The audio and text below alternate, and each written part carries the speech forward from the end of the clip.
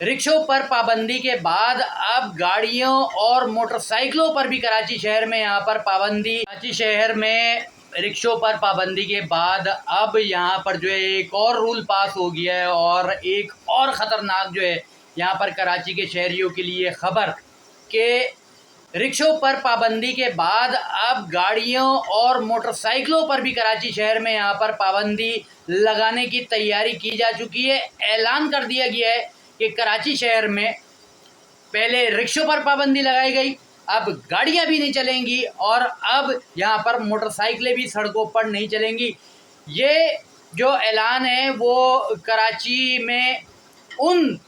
लोगों के लिए किया गया है जो लोग अब अपनी गाड़ियों और मोटरसाइकिलों को बायोमेट्रिक नहीं करवाएंगे। जी हाँ, आपकी और मेरी गाड़ी अगर जो है रजिस्ट्रेशन के बाद बायोमेट्रिक प्रोसेस से नहीं गुजरेगी तो 14 अगस्त के बाद आप उस गाड़ी को ना तो सड़क पर चला सकते हैं, ना उस बाइक को आप सड़क पर दौड़ा सकते हैं। ये सब जो है चीज़ें किस लिए हो रही हैं, आया ये तमाम तर रूल पास जो है किस लिए हो रहे हैं कि जो है रजिस्ट्रेशन करवाना, अपने नाम पर करवाना, नाम पर करवाने के बाद बायोमेट्रिक करवाना, बायोमेट्रिक करवाने के बाद नंबर प्लेट यहाँ पर जो है साइज़ से यहाँ पर जो है बनवाना। ये तमाम तर बातें जो है अब कराची के शहरियों को यहाँ पर बताई गई है।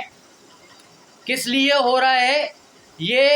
इसके ऊपर भी मैं बात करूँगा। और एक यहाँ पर रिक्शे वालों के लिए, चिंची रिक्शा वालों के लिए एक छोटी सी मेरी जो है नज़र से एक ख़बर गुजरी है कि रिक्शा एसोसिएशन और कमिश्नर कराची के दरमियान में जो है ना जोड़ तोड़ यहाँ पर मामला तय होने को आ रहे हैं और इम्कानात हैं कि आने वाले वक्त में रिक्शों पर से पाबंदी हट जाए मगर मोटरसाइकिल और गाड़ियों पर पाबंदी लगने जा रही है।